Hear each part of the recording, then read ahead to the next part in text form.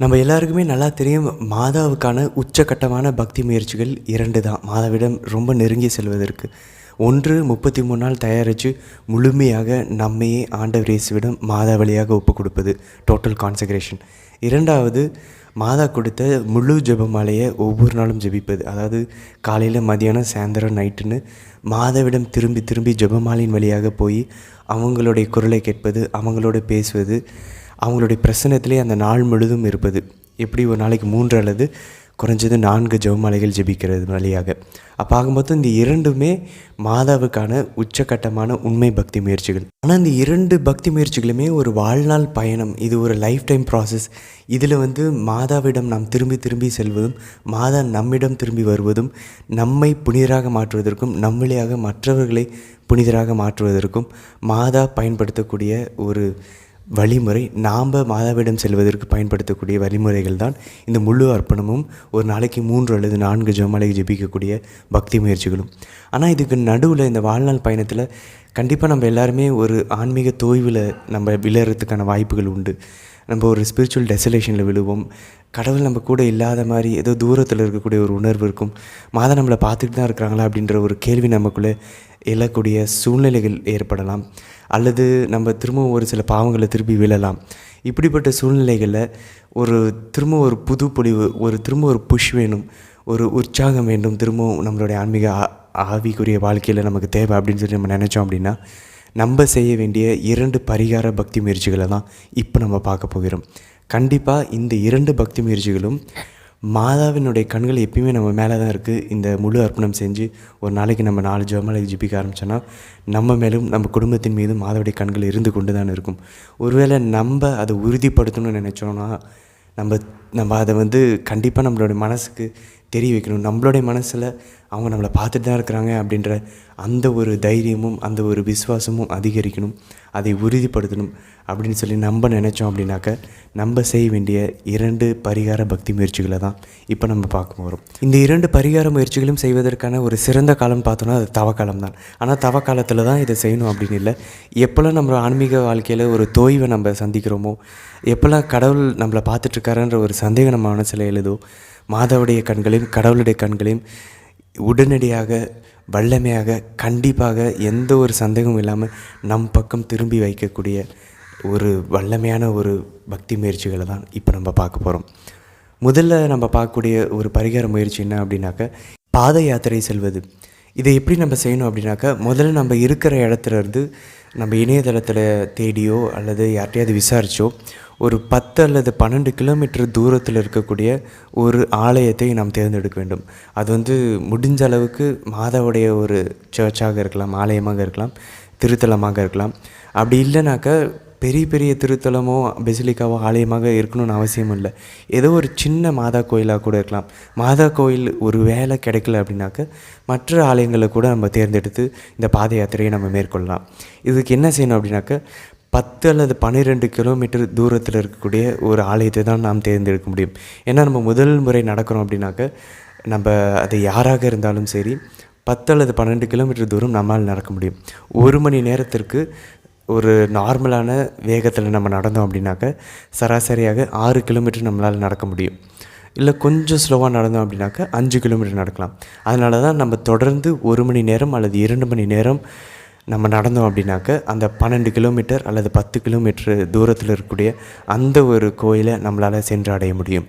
அப்போ நம்ம தேர்ந்தெடுக்க வேண்டியது 10 அல்லது 12 கிலோமீட்டர் தூரத்தில் இருக்கக்கூடிய ஒரு கோயில். முதல்ல நம்ம செய்ய வேண்டிய விஷயம். இப்போ நம்ம மனசில் ஒரு கேள்வி எழலாம், என்னால் இதெல்லாம் நடக்க முடியுமா இவ்வளோ தூரம் அப்படின்னு சொல்லி நம்ம கேள்வி எழலாம்.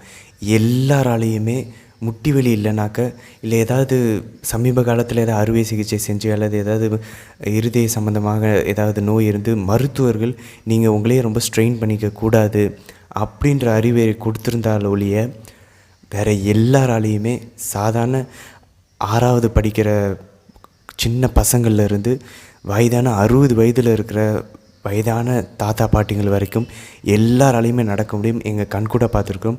அவர்கள் நடந்து வந்திருக்கிறார்கள். குறைஞ்சது இந்த ஒரு 12 கிலோமீட்டர் 2 மணி நேரம் எல்லோராலையும் நடக்க முடியும். அதனால் இது நடக்க முடியாது, நீ மயங்கிடுவ, உனக்கு ஸ்ட்ரென்த் இருக்காது, நடுவில் நீ ஏதாச்சும் பிரச்சனை வந்துடும், இல்லை உனக்கு டைம் இல்லை, இல்லை அங்கேருந்து திரும்பி எப்படி நீ வருவ, இப்படிப்பட்ட எல்லா கேள்விகளும் சாத்தானிடமிருந்து வரக்கூடிய கேள்விகள். எல்லாராலையுமே நடக்க முடியும், எல்லா வயது தரத்தினர்களாலையும் நடக்க முடியும், பெண்களாலையும் நடக்க முடியும். அதனால் கண்டிப்பாக இதை நடக்க முடியாதுன்ற அந்த ஒரு கேள்வியை நம்மளுடைய மனசுலேருந்து எடுத்து விட வேண்டும். சரி, நம்ம இந்த இடத்தை தேர்ந்தெடுத்ததுக்கப்புறம் அடுத்த ஸ்டெப் என்ன பண்ணணும் அப்படின்னாக்க, நம்ம செல்ல வேண்டிய நேரத்தை தீர்மானிக்க வேண்டும். முடிஞ்ச அளவு நம்ம காலங்காலையில் அதிகாலையில் செல்வதற்கான முயற்சி செய்யணும். ஏன்னாக்கா காலையில் மக்களுடைய நடமாட்டம் கம்மியாக இருக்கும், ரொம்ப அமைதியாக இருக்கும், ரொம்ப ஃப்ரெஷ்ஷாக இருக்கும். நம்மளோட உடம்புலேயும் அந்த புத்துணர்ச்சி இருக்கும், ஒரு எனர்ஜி இருக்கும். அதனால் செல்வதற்கு ரொம்ப எளிதாக இருக்கும். நாங்கள் என்ன பண்ணுவோம் அப்படின்னாக்கா 3 மணிக்கு காலங்காலையில் எந்திரிப்போம். கண்டிப்பாக 3 மணிக்கு எந்திரிக்கிறது கஷ்டமான ஒரு விஷயந்தான். ஆனாலும் அதை தான் நம்ம பரிகாரமாக நாம் செய்த பாவங்களுக்கு பரிகாரமாக ஒப்பு கொடுக்க போகிறோம். இனி அந்த பாவத்தை விட்டு மீண்டு வருவதற்கான அருளை வேண்டியும் நம்ம அந்த கஷ்டங்களை ஒப்பு கொடுக்க போகிறோம். இதுக்கு நம்ம என்ன பண்ணலாம் அப்படின்னாக்கா, முடிஞ்ச அளவுக்கு முதல் நாள் நைட்டே ஒரு ஜெபமாலையை ஜெபிச்சு மனதளவிலையும் உடல் அளவிலையும் நமக்கு பலத்தை தர வேண்டி ஆண்டவருடைய அருளை வேண்டி காலையில் எந்திரிக்கணும் அப்படின்னு கடவுளில் நம்மளுடைய வானத்தூதரை அனுப்பி, நம்மளுடைய காவல்துறை அனுப்பி நம்மை எழுப்பி விட வேண்டும் என்று சொல்லி மாதாக்கிட்டையும் ஆண்டவர் இயேசுவிடம் அந்த இரவை ஒப்படைச்சிட்டு நம்ம படுத்தா காலையில் எந்திரிக்கிறது கொஞ்சம் ஈஸியாக இருக்கும். அப்போ நம்ம காலையில் 3 மணிக்கு எந்திரிச்சதுக்கப்புறம் நம்ம குளிச்சுட்டு ரெஃப்ரெஷ் பண்ணிவிட்டு 4 மணி அல்லது 4 மணி 4:15 மணிக்கு எந்திரிச்சு நம்ம நடக்க ஆரம்பித்தோம் அப்படின்னாக்கா, நம்ம அந்த இடத்துல ஒரு 6 மணி 6:15க்கு நம்ம போய் சென்று அடைஞ்சிடலாம். நம்ம செல்லக்கூடிய அந்த திருத்தலத்துலேயோ அந்த கோயில்லையோ எத்தனை மணிக்கு காலையில் திருப்பலி அப்படின்னு சொல்லி நம்ம விசாரித்து வச்சுக்கணும். அப்போது ஒருவேளை நாங்கள் போகக்கூடிய கோயிலில் உதாரணத்துக்கு நம்ம நுங்கம்பாக்கம்லேருந்து அன்னை வேளாங்கண்ணியினுடைய பெசநகர் திருத்தலத்துக்கு நம்ம நடந்தோம் அப்படின்னாக்க 2 மணி நேரம் 2.25 மணி நேரம் ஆகும். அப்போ நாங்கள் 4:15 அந்த மாதிரி நாங்கள் நடந்தோம் அப்படின்னாக்க எந்திரிச்சு கிட்டத்தட்ட அங்கே ஒரு 6:15 6:25 அந்த மாதிரி நாங்கள் போய் சேர்ந்துருவோம். 6:30 மணிக்கு திருப்பலி ஆரம்பிக்கும். அப்போது நம்ம போகிற கோயிலுக்கு எத்தனை மணிக்கு திருப்பலி ஆரம்பிக்கும் அப்படின்றத நம்ம கேட்டு விசாரித்து தெரிந்து கொண்டு அதுலேருந்து 2 மணி நேரம் முன்னாடி நம்ம நடக்க ஆரம்பிக்கணும். அதுக்கு 1 மணி நேரம் முன்னாடி நம்ம எந்திரிச்சு நம்ம தயாரிப்பு செய்யணும். நம்ம யாரையுமே கேட்க வேண்டிய அவசியமே இல்லை. நம்மளே அந்த திருத்தலத்தை கோயிலை நம்ம இணையதளத்தில் தேடிட்டு கூகுள் மேப்பில் போட்டுட்டு நம்ம அங்கே விசாரித்து கால் பண்ணியோ அல்லது அந்த இடத்துக்கு போயோ கேட்டு திருப்பலி எப்போ காலையில் இருக்குன்றதை நம்ம கேட்டுட்டு நம்ம பாட்டுக்கும் கூகுள் மேப்பில் ரூட்டு போட்டுட்டு நம்ம பாட்டுக்கும் நடக்க ஆரம்பிக்கலாம். ஒரு வேளை உண்மையிலே நம்ம தனியாக போகிறோம், முதல் முறை போகிறோம், தனியாக போகிறது பரிந்துரைக்கப்படுகிறது. உண்மையிலே தனியாக போனால் அதோடைய அனுபவமே ரொம்ப அழகாக இருக்கும். ஒருவேளை தனியாக போக முடியல அப்படின்னாக்க கூட யாராச்சும் ஒரு நண்பரை இல்லை நம்மளுடைய வீட்டில் இருக்கவங்க யாரையாச்சும் சொந்தக்காரங்க தெரிந்தவர்களை யாரையாச்சும் கூட சும்மா வாக்கிங் மாதிரி வாங்க 2 மணி நேரம் நடக்கலாம் அப்படின்னு சொல்லி நம்ம கூப்பிட்டுட்டு கூட நம்ம போகலாம். ஒருவேளை உண்மையிலே காலையில் நம்மளால் போக முடியாது, ஏதாவது பணி நெருக்கடியின் காரணமாக நம்ம போக முடியாது அப்படின்னாக்க மட்டுமே காலையில் நேரத்தை நம்ம தவிர்க்கலாம். அப்போ நம்ம என்ன செய்யலாம் அப்படின்னாக்க சாயங்கால வேலையில் நம்ம செல்லலாம். சாயங்காலம் எப்போ திருப்பலின்றதை கேட்டு தெரிந்து கொண்டு நம்ம அந்த நேரத்தில் நம்ம அந்த கோயிலுக்கு நம்ம செல்கிறதுக்கு முயற்சி செய்யலாம். சாயங்காலம் ஏன் பரிந்துரைக்கப்படுவதில்லை அப்படின்னாக்க, சாயங்காலம் ரொம்ப டிராஃபிக்காக இருக்கும், ஒரே சத்தமாக இருக்கும். ஒருவேளை அந்த ஒரு மன அமைதி நமக்கு கிடைக்காம போகலாம். நம்ம ஜெபிப்பதற்கான ஒரு சூழ்நிலை நமக்கு சரியாக அமையாமல் போகலாம். அதனால தான் சாயங்கால நேரத்தை நம்ம பரிந்துரைப்பதில்லை. ஒரு வேளை காலையில் போக முடியாத சுச்சுவேஷன் இருந்துச்சு அப்படின்னாக்க சாயங்காலம் போகிறதுக்கு கூட நம்ம முயற்சி செய்யலாம். இல்லது ஞாயிற்றுக்கிழமைகளில் காலையில் செல்லலாம். அன்றைக்கி நமக்கு லீவாக தான் இருக்கும், அன்றைக்கி நம்ம காலையில் செல்கிறதுக்கு முயற்சி செய்யலாம். ஸோ இதுதான் 2வது படி. முதல் படி நம்ம 10 அல்லது 12 கிலோமீட்டர் தூரத்தில் இருக்கக்கூடிய ஒரு சர்ச்சை தேர்ந்தெடுக்கணும். 2வது நம்ம செல்ல வேண்டிய நேரத்தை தேர்ந்தெடுக்கணும். 3வது நம்ம யாரு கூட செல்கிறோமோ, தனியாக செல்கிறோமோ இல்லை நம்ம ஒரு குரூப்பாக செல்கிறோமோ, எப்படி சென்றாலும் சரி, நம்ம நண்பர்கள் இருந்தாங்கன்னா அவங்கள ஒரு 2-3 பேரை கத்தோலிக்கர்களை நம்ம கூட்டிகிட்டு போகலாம். இல்லது கத்தோலிக்கர் அல்லாதவர்களை கூட நம்ம கூட்டிகிட்டு போகலாம். ஆனால் நம்ம செய்ய வேண்டிய 3வது முக்கியமான படி என்ன அப்படின்னாக்க, நம்ம செல்லும்போது பேசிக்கொண்டோ அல்லது அமைதியாகவோ செல்லக்கூடாது, செல்ல முடியாது. அப்படி நம்ம செல்வது ரொம்ப கஷ்டமாக இருக்கும் பாத யாத்திரை. நம்ம செய்ய வேண்டிய 3வது முக்கியமான ஒரு படி என்ன அப்படின்னாக்க, நம்ம பின்பற்ற வேண்டிய வழிமுறை என்ன அப்படின்னாக்க, நம் கையில் ஜெபமாலை எடுத்துக்கொண்டு ஜெபமாலை ஜெபித்து கொண்டு தான் போகணும். நாங்கள் என்ன பண்ணுவோம் அப்படின்னாக்க 2 மணி நேரத்தில் நாங்கள் ஜெபிக்க நம்ம பயணத்தை ஸ்டார்ட் பண்ண ஆரம்பித்தோடனே முதல்ல நம்ம ஒரு தூய ஆவியான ஒரு பாடலை பாடுவோம். பாடி முடித்ததுக்கப்புறம் விசுவாச பிரமாணம் சொல்லிவிட்டு நம்ம ஜெபமாலை ஜெபிக்க ஆரம்பிப்போம். நடுவில் ஒவ்வொரு ஜெபமாலை முடிஞ்சதுக்கப்புறமும் விசுவாச பிரமாணம், மற்ற ஒரு பரலோகத்தில் 3 அருள் இந்த மாதிரி ஜெபம்லாம் ஜெபிக்க தேவையில்ல. தொடர்ந்து நம்ம 10 மணி மறையுண்மைகளை தியானித்து கொண்டே போகலாம். ஸோ நாங்கள் என்ன செய்வோம் அப்படின்னா, தூய ஆவியானவர் பாட்டை பாடிட்டு அதுக்கப்புறமாக அந்த முதல் 10 மணி ஜெபத்தில் முதல் கட்டளைக்கு எதிராக செய்த பாவங்களுக்காக மன்னிப்பு வேண்டி, ஏதாவது ஞாபகம் மனசில் வந்தால் அதை நம்ம மனசில் யோசித்து அதற்கு மன்னிப்பு வேண்டி அதுக்கப்புறமாக அந்த 10 மணி ஜெபிப்போம். ஒரு 10 மணி முடிஞ்சதுக்கப்புறம் ஒரு மாதா பாட்டு பாடுவோம். பாடிட்டுக்கப்புறம் திரும்ப 2வது 10 மணிக்கு போவோம். இந்த மாதிரி 2 மணி நேரத்தில் 4 ஜெபமாலைகள் முழுசாக கரெக்டாக நாங்கள் முடிச்சுட்டு மாதாவுடைய பிரார்த்தனையை சொல்லி முடிப்போம். அந்த திருத்தலத்துக்கு, அந்த கோயிலுக்கு நாங்கள் சென்றடைவோம். நம்ம குழுவாக சென்றோம், ஒரு 4 அல்லது 5 பேர் செல்கிறோம் அப்படின்னாக்க நம்ம என்ன பண்ணலாம் அப்படின்னாக்க, ஒருத்தர் அந்த ஒரு 10 மணியை அவர் லீட் பண்ணுவார், முதல் பகுதி அவர் சொல்லுவார். மீதி இருக்கவங்க எல்லாருமே கிட்டவே நெருங்கி தான் நம்ம நடக்கணும். அப்போ மீதி இருக்கிறவங்க மீதி அந்த பாதி பகுதியை, அருள்நிதி மரியினுடைய பாதி பகுதியை சொல்லுவாங்க. அதுக்கப்புறம் ஒரு பாடல் பாடுவோம். இப்படி நம்ம குழுவாக போகும்போது ஒரு 10 மணியும் அந்த குழுவில் இருக்கிற ஒவ்வொருத்தரும் அவங்க முதல் பகுதியை அவங்க சொல்லுவாங்க. இப்படி நம்ம பண்ணலாம். ஒருவேளை நம்ம தனியாக போகிறோம் அப்படின்னாக்க நம்ம என்ன பண்ணலாம் அப்படின்னாக்க, நம்மளுடைய வாய்களை அசைச்சு கொஞ்சது நம்மளுடைய காதுக்கு கேட்குற மாதிரியாவது அந்த வாய்வழி ஜெபங்களை, நம்ம அருள்நிறைந்த மரியாதை ஜெபத்தை நம்ம ஜெபிச்சுட்டு போகலாம்.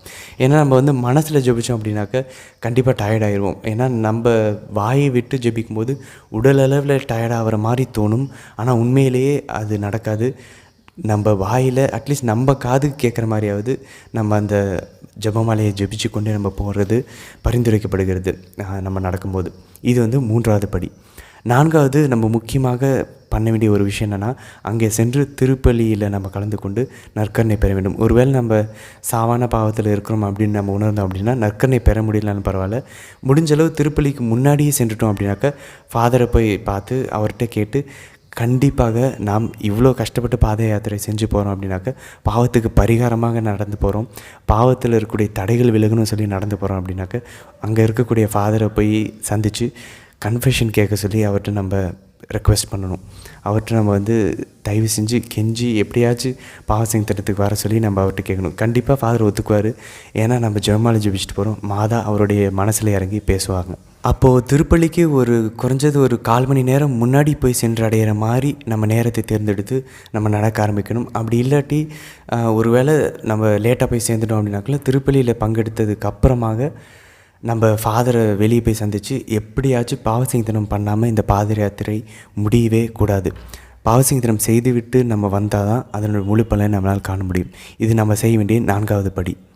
இதில் இன்னும் கூட கொஞ்சம் கஷ்டத்தை நம்ம சேர்த்துக்கொள்ளணும் அப்படின்னு சொல்லி நினச்சோம் அப்படின்னாக்க, இன்னும் அது வல்லமையாக இருக்கணும்னு நினச்சோம் அப்படின்னாக்க, காலில் செருப்பு போடாமல் நம்ம நடக்கிறதுக்கு முயற்சி செய்யலாம். ஏன்னா இது ஒரு அழகான வகையான ஒரு தாழ்ச்சியின் அடையாளம்.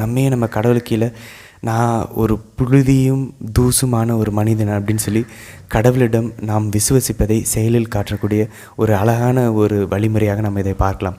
ஏன்னா நம்ம வெறும் காலில் நடக்கும்போது கால் லைட்டாக வலிக்கும், சில சமயம் சின்ன சின்ன கல்லுங்க நம்ம காலை குத்தும், சில சமயம் நம்ம அங்கே ரோட்டில் துப்பப்பட்டிருக்க எச்சையை மிதிக்க வேண்டியிருக்கும், பான்பரகுகளை மிதிக்க வேண்டியிருக்கும், அல்லது அங்கே இருக்கக்கூடிய குப்பைகளை மிதிக்க வேண்டியிருக்கும். அப்போது அது நமக்கு ரொம்ப ஒரு அருவருப்பான ஒரு சூழ்நிலையாக தான் இருக்கும். ஆனால் அதுதான் மிக வல்லமையான ஒரு பரிகாரமாக நம்ம செஞ்ச பாவத்திற்கு நம்ம ஒப்பு கொடுக்க முடியும். அதை நம்ம ஒவ்வொரு முறை மிதிக்கும் போதும், அந்த வலி நம்ம ஏற்படும் போதும், நம்ம மூஞ்சி சொல்லக்கூடிய சூழ்நிலைகள் வரும்போதும் நாம் நினைக்கணும், என்னுடைய பாவத்திற்காக ஆண்டவர் இயேசு அவருடைய முகத்தில் படை வீரர்களும் மறைநூல் அறிஞர்களும் மூப்பர்களும் தலைமை குருக்களும் எச்சில் நீர் துப்புனப்ப அவர் அமைதியாக அதை ஏற்றுக்கொண்டார்.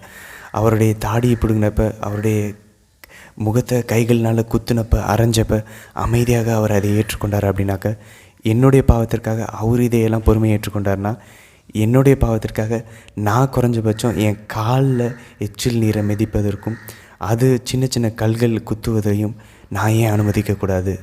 ஆண்டவருடைய சிலுவையின் மரண பாடுகளோடு என்னுடைய இந்த சின்ன பாடுகளை பரிகாரத்தை நான் ஏன் சேர்த்து என்னுடைய பாவத்துக்கு பரிகாரமாக அவருடைய மனதை ஆறுதல் படுத்தவும், தேவமாதாவுடைய மனதை ஆறுதல் படுத்தவும் நான் இதை ஒப்பு கொடுக்கக்கூடாது அப்படின்னு சொல்லி நம்ம யோசிக்கலாம். அதனால் 5வது ஒரு படியாக நம்ம ஒருவேளை ஏற்கனவே நடக்கக்கூடிய ஒரு பழக்கம் நமக்கு இருந்துச்சு அப்படின்னாக்க வெறும் காலில் நடப்பதற்கு முயற்சி செய்யலாம். ரொம்ப அழகாக நம்மளுடைய மனசு தாழ்ச்சி அடைவதை நம்மால் காண முடியும். வெறும் காலில் நடக்க ஆரம்பித்த அந்த ஒரு நொடியே ஆரம்பித்த உடனே நம்மளால் புரிஞ்சிக்க முடியும். நம்மளுடைய மனசை ரொம்ப அழகாக தாழ்ச்சி அடைஞ்சு நம்முடைய பாவத்திற்காக நம்முடைய மனசு உருகுவதை நம்மால் காண முடியும். ஒரு முறை கிட்டத்தட்ட 3 மணி 4 மணி நேரம் நடந்து செல்லக்கூடிய ஒரு பாத யாத்திரையில் சென்றப்போ பார்த்தோம். நான் தான் ஏதோ பெருசாக தியாகம் பண்ணிட்டு நடக்கிற மாதிரி நினச்சிட்டு இருந்தா. ஆனால் அப்போ தான் தெரிஞ்சிச்சு, ஒரு 6வது படிக்கிற ஒரு சின்ன பொண்ணு தான் அது வெறும் காலில் முழு பாத யாத்திரையும் நடந்து வந்துச்சு. அப்போ தான் தெரிஞ்சு நம்ம பண்ணுறதெல்லாம் ஒன்றுமே இல்லை அப்படின்னு சொல்லி.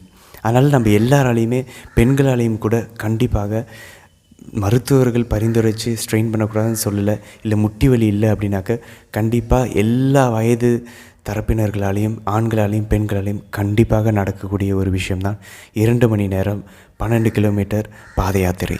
வெறுங்காலில் கூட நம்மளால் நடக்க முடியும். ஒரு வாட்டர் பாட்டிலை நம்மளோட பேக்கில் வச்சுக்கிட்டு நம்ம பாட்டுக்கு நடக்க ஆரம்பிக்கலாம். கூகுள் மேப்பில் ரூட்டு போட்டு நம்ம பாட்டுக்கு நடக்க ஆரம்பிக்கலாம். தனியாக அல்லது குழுக்களாக கூட நடக்க ஆரம்பிக்கலாம். செய்ய வேண்டியது ஒன்று தான், காலங்களில் நடக்கணும், அமைதியாக இருக்கும்போது நடக்கணும். நம்ம நடக்கும்போது நம்ம ஜெபமாலை ஜெபிக்கிறத பாட்டு பாடுறத எல்லோரும் ஒரு மாதிரியே தான் பார்ப்பாங்க. கிட்டத்தட்ட ஒரு விடியும் போது 6 மணிக்கிட்ட வரும்போது பார்ப்பாங்க தான். அதை கண்டுக்காமல் அதையும் பரிகாரமாக ஆண்டவருக்காக நம்ம ஒப்பு கொடுக்கணும். நாம் செல்லும் வழிகளெல்லாம் நம் நற்செய்தி அறிவித்து கொண்டே போகிறோம். என் நற்செய்தியினுடைய முதல் வார்த்தையே அருள் நிறைந்த மரியாதை வாழ்க தான். அதனால் நம்ம செல்லும் வழிகளெல்லாம் நம் நற்செய்தி அறிவித்து கொண்டு செய்த பாவங்களுக்கு பரிகாரமாக நாம் செல்கிறோம், பாவத்திலிருந்து மீண்டு வருவதற்கான அருளை தேடி செல்கிறோம் அப்படின்ற அந்த ஒரு உணர்வோடு நம்ம சென்றோம் அப்படின்னாக்க கண்டிப்பாக அந்த பாத யாத்திரை முடிச்சுட்டு நம்ம திருப்பலியை பங்கெடுத்துட்டு நம்ம பாவசங்கள் செஞ்சுட்டு திரும்பி வந்தோம் அப்படின்னாக்க குறைஞ்சபட்சம் நம்மளுடைய மனதில் ஆண்டவர் நற்செய்தியில் வாக்களிக்கக்கூடிய உலகம் தர முடியாத ஒரு அமைதியை நம்ம உணர்வோம். கிட்டத்தட்ட அது குறைஞ்சபட்சம் ஒரு வாரத்துக்காவது அந்த மன அமைதி இருக்கும். கண்டிப்பாக நமக்கு தெரியும், நம்ம இன்றைக்கி செஞ்சதை மாதா பார்த்தாங்க அப்படின்றது நம்ம மனசுக்கு நல்லா நம்மளால் உணர முடியும். ஆனால் நம்ம இதில் எந்த ஒரு விஷயத்தையுமே நம்ம மிஸ் பண்ணக்கூடாது. முடிஞ்சளவு காலங்காலில் போகணும், அதை அங்கே போய்ட்டு திருப்பலியை காணணும், அல்லது நம்ம கண்டிப்பாக பாவசங்கீதம் செய்யாமல் திரும்பி வரவே கூடாது. இந்த 3 விஷயங்களையும் நம்ம செஞ்சுட்டு போகிற வழியில் நம்ம ஜெபமாலை ஜெபிச்சுட்டு பாட்டு பாடிட்டு போனோம் அப்படின்னாக்க நம்ம திரும்பி வரும்போது நமக்கு நல்லா தெரியும், அவ்வளோ ஒரு மன அமைதியை நம்மளால் உணர முடியும். இது குறைஞ்சபட்சம் கண்டிப்பாக நமக்கு கிடைக்கக்கூடிய ஒரு பலன். இதை தாண்டி மாதா நம்மை பார்த்தாங்க அப்படின்ற ஒரு மன உணர்வு கிடைக்கும், நம்ம மன உறுதி நமக்கு கிடைக்கும், ஆன்மீக வாழ்க்கையில் ஒரு புத்துணர்ச்சி கிடைக்கும். இதையெல்லாம் தாண்டி நம்ம கேட்காத ஜெபிக்காத நிறைய தடைகள் விலகும். நிறைய நம்ம முன்னேற்றத்துக்கு உலக பிரகாரமாகவும் கூட ஆன்மீக வாழ்க்கையிலும் கூட ஏதாச்சும் தடைகள் முன்னேற்றத்திற்கு இருந்துச்சு, நம்ம ரொம்ப பொறுமையாக முன்னேறி கொண்டிருக்கோம் அப்படின்னாக்க இதை நாம் செய்து வந்ததுக்கப்புறம் ரொம்ப வேகமாக முன்னேறுவது நமக்கு தெரியும். தடைகள் விலகுவது நம்ம கண்டிப்பாக பார்க்க முடியும். இது முதல் பரிகார பக்தி முயற்சி. இது நம்ம செய்யலாம். அப்படி இதை நம்ம ஒரு முறை செஞ்சு நம்மளுக்கு இது பிடிச்சிருச்சு, இதை நம்மளால் செய்ய முடியுது அப்படின்னாக்க நாங்கள் என்ன பண்ணோம், மாதத்துக்கு ஒரு முறை முதல் சனிக்கிழமை இது மாதிரி செஞ்சு அங்கே போய் நாங்கள் பாவசங்கீதம் செய்யக்கூடிய ஒரு வழக்கத்தை வைத்திருந்தோம். அதுக்கப்புறம் மாதத்தில் 2 முறை நாங்கள் பண்ண ஆரம்பித்தோம். ஏன்னா அது ரொம்ப நல்லா இருந்துச்சு. அதனுடைய பலன்கள் நிறைய விதத்தில் உலக பிரகாரமான ஆசீர்வாதங்களும் ஆன்மீக ஆசீர்வாதங்களும் அருளும் நாங்கள் கிடைக்கிறத நாங்கள் பார்த்தோம். அந்த மன அமைதிக்காகவே போவோம். அப்போது மாதத்துக்கு 2 முறை பண்ண ஆரம்பித்தோம். அதுக்கப்புறம் நினச்சப்பெல்லாம் வாரம் ஒரு முறையெல்லாம் போக ஆரம்பிச்சிட்டோம். அப்படிப்பட்ட ஒரு அழகான ஒரு பக்தி முயற்சி தான் இது. ஒரு முறை நீங்கள் முயற்சி செஞ்சு பாருங்கள். எல்லா பயங்களும் ஐயோ சேஃபாக இருக்காது, நாய் கடிக்கும், எந்த பிரச்சனையும் வராது, காவல்துறை கடவுள் நம்மோடு சேர்ந்து அனுப்பிவிடுவார், மாதா நம்ம கூட நடப்பாங்க, எந்த பிரச்சனையுமே வராது. இந்த பிரச்சனைகள் எல்லாத்தையும் காட்டி நம்மை தடை செய்வது சாத்தான் தான். அதனால் இந்த பரிகார முயற்சி அடிக்கடி நம்ம செய்யலாம். தவக்காலத்தில் செய்வது சிறப்பாக இருக்கும். தவக்காலம் தாண்டி எப்போல்லாம் தோணுதோ மனசுக்கு நம்ம ஒரு அமைதி வேணும், ஒரு மாதாவுடைய கண்களை நம்ம திருப்பி பார்க்க வைக்கணும் அப்படின்னு நம்ம நினச்சோன்னா இந்த பரிகார முயற்சி செய்யலாம். 2வது பரிகார முயற்சி கொஞ்சம் அதிகமான ஒரு தியாகம் தேவைப்படும், ஆனால் ரொம்ப வல்லமையானது. என்ன அப்படின்னாக்கா வேளாங்கண்ணிக்கு செல்வது. வேளாங்கண்ணிக்கு சென்று முட்டி போடுவது. இது நம்ம ஏற்கனவே ஒரு சில பேர் பண்ணியிருக்கலாம். ஆனால் பண்ணும்போது நம்ம நிறைய வேண்டுதல்கள் வைத்து நம்ம செய்திருப்போம். ஆனால் இந்த முறை எந்த வேண்டுதல் இல்லை, ஒரே வேண்டுதல், என்னுடைய பாவத்திற்காகவும் என்னுடைய குடும்பத்தின் பாவத்திற்காகவும் பரிகாரமாக நான் வேளாங்கண்ணி முட்டி போடுறேம்மா. 2வது இந்த பாவங்கள்லேருந்து எங்களுக்கு ஒரு விடுதலை தாங்க, நாங்கள் இதை விட்டு வெளியே வரணும், அதற்கு தேவையான அருள் வேணும், ஏதாவது வழிகளோ எங்களுக்கு நீங்கள் திறந்து விடுங்க. இந்த பாவத்தை விட்டு நான் வெளியே வந்து விட்டேன் அப்படின்னா கண்டிப்பாக என்னோடய வாழ்வில் இருக்கிற எல்லா தடைகளும் நீங்கும், நான் பரிசுத்தமான ஒரு வாழ்க்கையை வாழ முடியும் அப்படின்னு சொல்லி அந்த ஒரு நோக்கத்திற்காக நம்ம இந்த வேளாங்கண்ணிக்கு சென்று முட்டி போடுறதுக்கு முயற்சி செய்யலாம். இது ஒரு சொந்த சாட்சியாகவும் கூட நம்ம பார்க்கலாம். ஒரு முறை என்னோடய வாழ்க்கையில் எல்லாமே விரக்தியாக சென்று கொண்டிருக்கும்போது ஆன்மீக வாழ்க்கையிலையும் எந்த ஒரு முயற்சியிலும் பாவ அடிமைத்தனத்துலேருந்து வெளியே வருவதற்கான எந்த ஒரு சாத்தியக்கூறுகளுமே பார்க்க முடியாத ஒரு காலகட்டத்தில், ஒளியே இல்லாத ஒரு நிலைமையில், அதேமாதிரி வாழ்க்கையிலேயே நிறையா தடைகள், முன்னேற்றத்துக்கு பிரச்சனைகள் இருந்த அந்த ஒரு விரக்தியான சூழ்நிலையில் எனக்கு தெரிஞ்ச ஒரு அண்ணன் சொன்னார். எசேயா இறைவாக்கினர் 59வது அதிகாரம் 1வது வசனம் 2வது வசனத்தை அவர் எனக்கு கூறினார். உன்னை ஆசீர்வதிக்க முடியாத அளவுக்கு கடவுளுடைய கரங்கள் குறுகி விடவில்லை, அவருடைய காதுகள் ஒன்றும் மந்தமாகி போகவில்லை. உன்னுடைய தீச்செயல்கள் தான் அவருக்கும் உனக்கும் இடையே பிளவை உண்டு பண்ணியிருக்கிறது. உன்னுடைய பாவங்கள் தான் அவர் உன்னுடைய பார்க்க முடியாத அளவுக்கு அவருடைய முகத்தை மறைத்திருக்கிறது அப்படின்னு சொல்லி அவர் சொன்னது உண்மையிலே என்னுடைய மனசை அது குத்தினுச்சு. சரி, இதுதான் என்னுடைய தடையாக இருக்குது அப்படின்னாக்க, இதிலிருந்து வெளியே வரத்துக்கும் இதிலிருந்து நான் செஞ்சதுக்கு பரிகாரமாகவும் நான் இந்த முயற்சி எடுப்பேன்னு சொல்லி தான் நாங்கள் இந்த பாத யாத்திரையை அடிக்கடி மாதத்துக்கு 1 முறை 2 முறை 4 முறையெல்லாம் செல்ல ஆரம்பித்தோம். அதே நேரத்தில் இந்த வேளாங்கண்ணிக்கு போகக்கூடியதும் ரொம்ப ஒரு வல்லமையான ஒரு பரிகார முயற்சியாக இருந்துச்சு. ஒரு முறை தான் உண்மையிலே மன வருத்தத்தோட இதிலேருந்து வெளியே வரணும், இதுக்கு பரிகாரமாக நான் செஞ்ச பாவத்துக்கு பரிகாரமாக போகணும் அப்படின்ற ஒரு எண்ணத்தோடு அப்போது கல்லூரியில் படித்து கொண்டு இருந்த காலம் அப்படின்றதுனால விடுதிக்கு வந்ததுக்கப்புறம் யாருக்கும் தெரியாமல் டிக்கெட்டை புக் பண்ணி, அப்போ தான் கொரோனா முடிஞ்சு திறந்து விட்ட காலங்கள், கிட்டத்தட்ட டிசம்பர், அந்த நாள் கூட எனக்கு இன்னும் ஞாபகம் இருக்குது, டிசம்பர் 6ஆம் தேதி 2020ஆம் ஆண்டு. அப்போது அந்த நேரத்தில் நண்பர்களை கூப்பிட்டு பார்த்தேன், யாருமே வரல. ஏன்னா அப்போ புயல் அடித்து கொண்டு இருந்துச்சு நாகப்பட்டினம் சைடு, தஞ்சாவூர் சைடெலாம். அதனால் கண்டிப்பாக மாட்டிக்கோன்னு சொல்லி யாரும் வரல, அவங்க மறுத்துட்டாங்க. வரலனாலும் பரவாயில்லன்னு சொல்லி அங்கே வேளாங்கண்ணிக்கு ஃபோன் பண்ணி கேட்டு பார்த்தோம் கோயிலில். அங்கே நாங்கள் முட்டி போடணுன்ற அந்த பரிகாரம் செய்யணும், அங்கே தண்ணி நிற்குமா அப்படின்னு சொல்லி கேட்டோம். அவங்க கோயிலில் இருக்கவங்க ரொம்ப வினோதமாக பதில் சொன்னாங்க, நீங்கள் வந்து பாருங்கள் அப்படின்னாங்க, ஆண்டவர் சொல்வதே போல். சரி, நம்ம கடல் மேலே பாரத்தை போட்டு, மாதா மேலே பாரத்தை போட்டு நம்ம போவோம், அங்கே என்ன நடந்தாலும் சரி. அந்த நேரத்தில் ட்ரெயின் வசதி நேராக வேளாங்கண்ணிக்கு இல்லை. அதனால் தஞ்சாவூர் வரைக்கும் ட்ரெயினில் போய்ட்டு, தஞ்சாவூர்லேருந்து பஸ்ஸு இருக்குமான்னு தெரில, கொரோனா டைம்ன்றதுனால அது ஓடுச்சானும் தெரியல. கடல் மேலே பாரத்தை போட்டு போனோம். போன நேரத்தில் அங்கே கண்டிப்பாக பஸ் இருந்துச்சு. காலையில் 5 மணிக்கு தஞ்சாவூரில் இறங்கி அங்கே பஸ் இருந்துச்சு. அப்புறம் அங்கே ஒரு 7-8 மணிக்கு நாகப்பட்டினம் போய் அங்கேருந்து பஸ் மாதிரி வேளாங்கண்ணி போய் ஒரு 8-8:30க்கு இறங்கினோன்னே அங்கே சுற்றி பார்த்துட்டு, அங்கே இருக்க கோயிலெல்லாம், புது கோயில் எல்லாத்தையும் போய் ஜெபிச்சுட்டு, அதுக்கப்புறம் ஒரு 10 மணிக்கா அங்கே போய் முட்டி போட ஆரம்பித்தேன். கிட்டத்தட்ட 1 மணி நேரம் ஆணுச்சு அந்த முட்டி போட்டு அந்த இடத்துல போய் கடைசி அடைவதற்கு. ஏன்னா பிரச்சனை என்ன அப்படின்னாக்கா, ஒவ்வொரு ஸ்தலத்திலும் என்னுடைய பாவங்களுக்காகவும் என் குடும்பத்தினருடைய பாவங்களுக்காகவும் நண்பர்களுடைய பாவங்களையும் ஒப்பு கொடுத்து ஜெபிச்சது அப்படின்னால லேட் ஆச்சு. 1. 2வது காரணம், அந்த முட்டி போடக்கூடிய அந்த மணல் இருந்த இடம் கொஞ்சம் தண்ணியாக இருந்துச்சு. நம்ம நார்மலாக ட்ரையாக இருக்கும்போது முட்டி போட்டோம் அப்படின்னா அந்தளவுக்கு கஷ்டமாக இருக்காது, கொஞ்சம் தான் முட்டி வலிக்கும். ஆனால் இந்த தண்ணி இருக்கும்போது என்ன பிரச்சனை அப்படின்னாக்கா, நடுவில் நம்ம பேண்ட்டுக்குள்ளே நம்ம தண்ணியின் வழியாக மணல் உள்ளே போயிடும். அப்போ முட்டிக்கும் பேண்ட்டுக்கும் நடுவில் மணல் உள்ளே போயிடுச்சு அப்படின்னாக்கா ரொம்ப அதிகமாக உறுத்தும். அது அப்போ தெரியாது, போட்டு முடித்து எந்திரிச்சதுக்கப்புறம் தான் தெரிஞ்சிச்சு ஏன் அவ்வளோ கொடூரமான ரண வேதனை இருந்துச்சு அப்படின்னு. அதே நேரத்தில் அந்த நேரத்தில் பேக்கை யார்ட்டையும் கொடுக்கறதுக்கு கூட ஆள் இல்லை. அதனால் பேக்கில் இருந்த அந்த வெயிட்டையும் கூட சுமந்து கொண்டு முட்டி போட வேண்டிய ஒரு சூழ்நிலை ஏற்பட்டுச்சு. அப்போது இந்த கொரோனா நேரனால சாப்பிட்டு உடல் வெயிட்டினுடைய அதிகமாக இருந்துச்சு. அப்போ எல்லாமே ஒன்று கூடி அந்த கிட்டத்தட்ட 4வது ஸ்தலம் வந்தபோதே ஆட்டோமேட்டிக்காக வலியினால் கண்களில் தண்ணி வர ஆரம்பிச்சிருச்சு. அதை பயன்படுத்தி, ஏன்னா நம்ம நார்மலாக இருக்கும்போது பாவத்துக்கு நினச்சி நம்ம மனம் வருந்தி அழுகிறதுக்கான வாய்ப்புகள் எப்போயாச்சும் தான் கிடைக்கும். அதனால் நம்ம மோஸ்ட்டாக கல் நெஞ்சக்காரர்களாக இருப்பதுனால அந்த முட்டி போட்டும்போது அந்த வலியினால் உண்மையிலே கண்ணில் ஆட்டோமேட்டிக்காக தண்ணி வர ஆரம்பிச்சிது.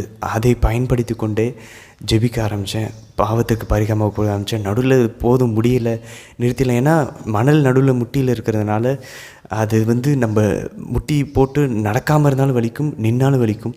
அதனால் என்ன பண்ணுறதுன்னு தெரில, கையை ஊனியாவது 4 காலையாவது நடந்து போய் அடையணுன்ற அந்த கஷ்டத்தில் போதும், இதெல்லாம் மாதா கேட்கல, கடவுள் கேட்கல, நிறைய குரல்கள் கேட்கும். ஆனாலும் கடைசி வரைக்கும் எப்படியாச்சும் 4 காலையாவது கையை ஊனியாவது எப்படியாச்சும் போய் அந்த இடத்தை அடைந்ததுக்கப்புறம் முன்னாடி போய் அப்படியே பழைய வேளாங்கண்ணி அந்த கோயிலில் போய் அமைதியாக அமர்ந்து ஒரு அரை மணி நேரம் 11 மணிக்கு போய் 11-11:30 வரைக்கும் அங்கே அமர்ந்து இருந்துட்டு, அதுக்கப்புறம் திரும்பி வந்து 12 மணிக்கு தமிழ் பூசையில் கலந்து கொண்ட போது அந்த திருப்பலியில் கூட நிறுத்த முடியல, அந்தளவுக்கு கண்ணீர் வந்து கொண்டே இருந்துச்சு. ஏன்னா வலி அந்தளவு உச்சகட்டமான வலி. 4வது தளத்திலேயே வலி வர ஆரம்பிச்சிருச்சுன்னா அப்போ நம்ம முடிக்கும்போது எந்தளவுக்கு வலி இருந்திருக்கும் பாருங்கள். அந்தளவுக்கு வலியினால் திருப்பலி முழுதும் முதல் முறையாக அழகாக பாவத்திற்கு பரிகாரமாக அந்த திருப்பலியை ஒப்பு கொடுத்து கண்ணீரோட அந்த திருப்பலியை பங்கெடுக்கக்கூடிய ஒரு அருள் கிடச்சிச்சு அந்த போய் முட்டி போட்டதுனால. அதில் ரொம்ப அழகான ஒரு விஷயம் என்னன்னாக்கா, அந்த அன்றைக்கி டிசம்பர் 6ஆம் தேதி அது திருவருகை காலம் அப்படின்றதுனால எசேயா இறைவாக்கினர் 40வது அதிகாரம் 2வது வசனத்தை அன்று அழகாக வாசித்தார்கள். அது என்ன அப்படின்னாக்கா, எருசலேமுக்கு இனிமையான வார்த்தைகளை பேசு, அவளுக்கு உரத்த குரலில் கூறு, அவளுடைய போராட்டம் நின்றுவிட்டது, அவளுடைய பாவங்கள் மன்னிக்கப்பட்டது, அவளுடைய பாவங்களுக்காக கடவுளுடைய கைகளிலிருந்து 2 மடங்கு தண்டனையை அவள் பெற்றுவிட்டாள் அப்படின்ற அந்த ஒரு வசனம், இனி நீ விதைப்பதெல்லாம் உனக்கு எல்லாமே நன்றாக முடியும் அப்படின்ற அந்த ஒரு வசனம் உண்மையிலேயே மனசுக்கு ஆறுதலாக இருந்துச்சு. கடவுள் எனக்கு நேரடியாக அதை என்னிடமே சொன்னது போல் ஒரு உணர்வு இருந்துச்சு. அன்றைக்கி போயிட்டு வந்ததுக்கப்புறம் நம்ம மறந்துடக்கூடாது, இந்த மாதிரி பாத யாத்திரையோ இல்லை இந்த மாதிரி வேளாங்கண்ணிக்கு போய் முட்டி போட்டதுக்கப்புறம் பரிகாரம் செஞ்சதுக்கப்புறம் கண்டிப்பாக அங்கே யாராவது ஒரு குருவானவரை பார்த்து அவரிடம் எப்படியாச்சும் ரெக்வெஸ்ட் பண்ணி பாவசங்கத்தனம் செய்து விடாமல் திரும்பி வந்துடவே கூடாது, திருப்பலி காணாமல் திரும்பி வந்துடவே கூடாது. நான் ஒவ்வொரு முறை அந்த முட்டி போடும்போதும் ஒவ்வொரு ஸ்தலத்துலேருந்து இன்னொரு ஸ்தலத்துக்கு போகும்போது அந்த கேப்பில் முட்டி போட்டு போகும்போது 10 மணி அருள் இருந்த மாதிரியே ஜெபத்தை ஜெபிப்பேன். அப்போ கிட்டத்தட்ட 100 மணிகள் ஜெபிச்சிருப்பேன். கிட்டத்தட்ட 100க்கு மேலேயே, கிட்டத்தட்ட ஒரு 3 ஜெபமாலைகள் கிட்ட 140 ஜெபமாலைகள் கிட்ட நான் ஜெபித்திருப்பேன் ஒவ்வொரு ஸ்தலத்திற்கு நடுவும். அப்போது 3 ஜெபமாலைகள் ஜெபிச்சாச்சு, அங்கே சிலுவை பாதியும் தியானிச்சாச்சு, பாவசங்கத்தனமும் செய்தாச்சு, திருப்பலியும் மேற்கொண்டதுக்கப்புறம் அதுக்கப்புறமாக அன்றைக்கி அந்த கேன்டீனில் சாப்பிட்டு கொண்டிருக்கும்போது அப்போ தான் மழை பெஞ்சு. அது வரைக்கும் கடவுளுடைய அருளால் பெய்யவில்லை. காலையிலையும் சாப்பிடாமல் அன்றைக்கி மதியானம் அந்த கேன்டீனில் உட்காந்து கோயில் கேன்டீனில் அமர்ந்து அந்த மதிய உணவு உண்டு கொண்டிருக்கும்போது அந்த அடைமழை பெய்யும்போது எனக்கு தெரிஞ்சிச்சு, இவ்வளவு நேரம் கடவுளுடைய பராமரிப்பின் வழியாக நான் பயணம் செஞ்சு வந்தது தஞ்சாவூர், நாகப்பட்டினம், திருப்பி வேளாங்கண்ணி, எங்கேயுமே பயணம் செஞ்சு வந்தப்பையும் முட்டி போட்டு முடிக்கிற வரைக்கும், திருப்பலி முடிச்சுட்டு கேன்டீனுக்குள்ளே போகிற வரைக்கும் கடவுளுடைய பராமரிப்பு அன்று மழை பெய்ய விடவே இல்லை. அன்றைக்கி மழை மிக அழகாக அடைமழை பெஞ்சு கொண்டு இருந்துச்சு. அப்போ தெரிஞ்சிச்சு, கண்டிப்பாக மாதாவும் கடவுளும் அன்றைக்கி நான் பண்ணதை பார்த்தாங்க, அது போதும். மனசில் மிக அமைதி இருந்துச்சு. இது வரைக்கும் அந்த மாதிரி என்ன செஞ்சாலும் வராத ஒரு மிகப்பெரிய உலகம் முடியாத ஒரு அமைதியை உணர்ந்தேன். திரும்பி வரும்போதும் நம்ம தங்கியிருக்கக்கூடிய இடத்திற்கு சேர வரைக்கும் அந்த மன அமைதி இருந்துச்சு. அதுக்கப்புறமா அது 2-3 வாரங்களுக்கு அந்த மன அமைதி இருந்துச்சு. அதுக்கப்புறம் நிறைய தடைகள் விலக ஆரம்பிச்சிது. உடனடியாக நடக்கலை, ஆனால் எனக்கு தெரிஞ்சும் அன்றைக்கி நான் பண்ணதை விண்ணகம் பார்த்தது, மாதா பார்த்தாங்க, கடவுள் பார்த்தாங்க அப்படின்றது எனக்கு மனசுக்கு நல்லா தெரிஞ்சு. அது என்னோடய மிகப்பெரிய வாழ்க்கையில் வந்த மாற்றங்களுக்கு நிறைய அதுக்கப்புறம் டோர்ஸ் ஓப்பன் ஆகும், கதவுகள் திறக்கும். மேபி அது பெரிய ஒரு ரிட்ரீட் போகிறதுக்காக இருக்கலாம், இல்லை வேலை வாய்ப்பு கிடைக்கலாம், இல்லை அது திருமண தடை நேரலாம், ஏதாவது ஒரு விஷயம் நடக்கலாம். அது நடப்பதற்கு ஒரு ஊந்துகோலாகவும் ஏதாவது ஒரு விஷயத்தை நடப்பதற்கு நம்ம செய்யக்கூடிய இந்த பரிகார முயற்சி நமக்கு கண்டிப்பாக உதவி செய்யும். என்னுடைய வாழ்வில் இது ஒரு நேரடி சாட்சியமாக நான் பகிர்ந்து கொள்ள விரும்புகிறேன். இந்த 2 பரிகாரங்கள், ஒன்று நம்ம இருக்கிற இடத்துலேருந்து பக்கத்தில் இருக்க ஒரு கோயிலுக்கு பாத யாத்திரை செல்லலாம். அதை நம்ம ஒரு தடவை நிறுத்திட வேண்டாம், 2-3 தடவை எப்பப்பெல்லாம் டைம் கிடைக்குதோ, எப்பப்பெல்லாம் ஆசையாக இருக்கும், குறிப்பாக முதல் சனிக்கிழமைகளில் செய்வதற்கு நம்ம முயற்சி செய்யலாம். இல்லை லீவு கிடைக்காது அப்படின்னாக்கா ஞாயிற்றுக்கிழமைகளில் செய்கிறதுக்கு முயற்சி செய்யலாம். அதே போல் இந்த வேளாங்கண்ணிக்கு அட்லீஸ்ட் இந்த மாதிரி வருஷத்துக்கு ஒரு முறையாவது செய்துவிட்டு வந்தோம் அப்படின்னாக்கா கண்டிப்பாக நம்மளுடைய பாவங்கள் தடையாக இருந்துச்சுன்னா அது மன்னிக்கப்படும். மறந்துடக்கூடாது, திருப்பலியும் பாவசங்கத்தனமும் கண்டிப்பாக செய்யணும். போகிற வழியில் நம்ம இந்த இதை செய்யும்போது ஜெபமாலைகள் ஜெபிக்கணும். நம்ம போகும்போதோ அல்லது அந்த முட்டி போட்டுட்டு போகும்போதோ, பாத யாத்திரை போகும்போதோ ஜெபமாலைகள் ஜெபிக்காமல், மாதாவுடைய பாடல்களை பாடாமல், நம்ம திருப்பலியை காணாமல் பாவசங்கத்தனம் செய்யாமல் நம்ம திரும்பி வந்துட்டோன்னா இதோட முழு பலன் நம்மால் அடைய முடியுமாக என்னால் தெரியவில்லை. ஆனால் இதை செய்துவிட்டு நம்ம இந்த 3ஐயும் செஞ்சுட்டு நம்ம வந்தோம் அப்படின்னாக்க கண்டிப்பாக குறைஞ்சபட்சம் மன அமைதி கிடைக்கும். கடவுள் நம்மை பார்த்து விடுவார், மாதாவுடைய கண்கள் நம் மீது இருக்குது அப்படின்ற மன உறுதி நமக்கு கிடைக்கும். தடைகள் கண்டிப்பாக விலகும், இதுக்கு பிரகாரமான ஆசீர்வாதங்களும் கிடைக்கும். நாம் திரும்பி பாவத்திலிருந்து வெளிவருவதற்கான ஏதாவது வாய்ப்புகள், சூழ்நிலைகளை மாற்றுவார்கள், அதற்கு தேவையான அருளை கொடுப்பார்கள். மன மாற்றங்களை ஏற்படுத்துவதற்கான அருளையும் கடவுளும் மாதாவும் கொடுப்பாங்க. அதனால் இந்த 2 பரிகார முயற்சிகளை நம்ம முடிந்த அளவு இந்த தவக்காலத்தில் செய்ய முயற்சிப்போம். தவக்காலம் முடிஞ்சதுக்கப்புறமும் எப்போல்லாம் நேரம் கிடைக்கிதோ, நமக்கு உண்மையிலே ஒரு புஷ் கிடைக்கணும், ஒரு உந்துதல் கிடைக்கணும், ஒரு புத்துணர்ச்சி கிடைக்கணும் அப்படின்னு சொல்லி நம்ம விரும்பினோம் அப்படின்னாக்க மாதாவையும் கடவுளையும் நாம் திரும்பி பார்க்க வைக்கக்கூடிய இது மாதிரியான பரிகார முயற்சிகளை செய்ய முயற்சிப்போம். ஆமேன்.